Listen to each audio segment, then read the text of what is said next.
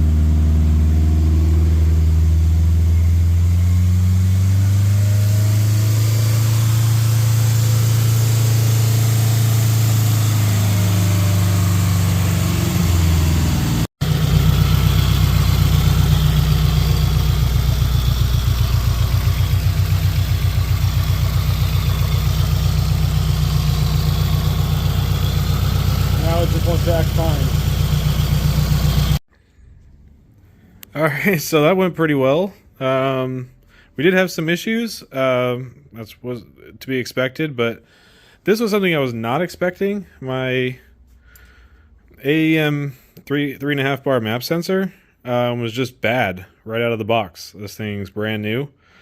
I haven't dropped it or anything weird. But yeah, it was just reading all over the place. It was just basically reading vacuum and this crazy like lightning bolt thing. So we swapped it out for a stock one, just did some testing, and it was able to idle and all that stuff, no problem. But for some reason, this one is just bad, which really sucks because they're not cheap. It's a very expensive sensor. So currently, I can't run it until we get a new one. But the other issue that I got is my access port that I bought used was supposed to be unmarried, and it was married, so we ended up borrowing one out of another car just for the time being, but I'll get that figured out. But that really sucks because, you know, a married access port is kind of useless, and a new license is very expensive, so I might look into that, but, you know, we'll kind of see how things go. But at least we were able to run it with one of the other car's access ports. So that was pretty cool. It sounds really good. We didn't have any major issues. Those fittings on the AOS are still leaking a little bit, so I don't know why. They just are leaking from like the banjo on the bottom. I never removed them or anything like that, so and they are tight, so I don't know, maybe I'll reach out to IAG and see if they can send me some new ones of those. But other than that, I mean, it's pretty good. My little power steering rebuild thing didn't really seem to work too well. I saw a little bit of, like a tiny bit of wetness on the corner there, so it might be leaking a little bit, so I might just buy a whole new pump. I was trying to just see if I could reseal this one and make it work, but might not be working. So, but yeah, so in the next couple days, my new map sensor will be here. So I can plug that in and then we can actually do a test drive, but I can't do that until I get a map sensor. So, but yeah, I drained the oil. That looks really good. No metal or anything weird in it. It is I'm using the AMSOIL break-in oil that IAG recommends. So obviously it's really good stuff. And yeah, everything mechanically is perfect. Turbo sounds crazy, just kind of revving it. I did put it in gear and test, you know, the drivetrain a little bit just on jack stands, and it does seem to work. I didn't get any clips of that, but I figure I'd just take you guys to the first drive, probably next video. Once I get more of the issues figured out. It's just not quite ready to go for its first test drive, but I'm still trying to figure out the DCCD thing. We got fresh oil in it. I need to order more oil. Yeah, we're almost ready to that first test drive. I'm getting really excited for that. Yeah, oil pressure was great too, by the way. It was, you know, holding like, I think it was like 85 psi. And then once it got really hot, I think it was sitting at around 65 or so at, you know, 2,000 RPM, 23,000 or so. Yeah, it's really coming together. I'm getting excited. But yeah, with that, I am going to end this video here. I want to thank you guys for watching and everybody who's been tuning in the whole time during this incredibly long process of building this thing. But you know, it's all paying off finally. This has been a ton of work, and I cannot wait to drive this thing and see what it sounds like, see what it drives like. I'll take you guys along for that, but that's going to be in the next video. So just wanted to thank you guys for watching. Make sure to like and subscribe and tune in for the next video, because next video we're going to go take this thing for a drive and see if there's any drivetrain issues and stuff, because it is a full build, so I'm expecting to have some sort of weird quirks and stuff. But that's going to do it. So yeah, thank you guys for watching, and we'll see you next time.